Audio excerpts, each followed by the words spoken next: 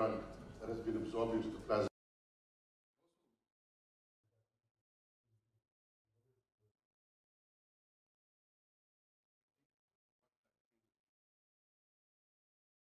We want to ensure unqualified person first does not masquerade as a healthcare professional and place the lives of our citizens at risk. Patient safety must always remain non-negotiable.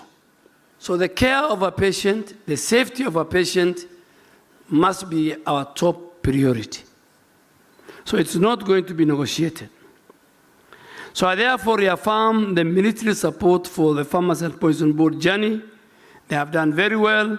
They will attain ML3, WHO maturity level 3 status. We cannot afford to have this issue of quacks.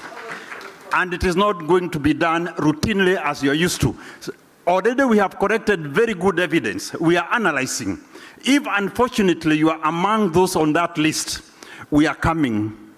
Unfortunately, it will not be so good.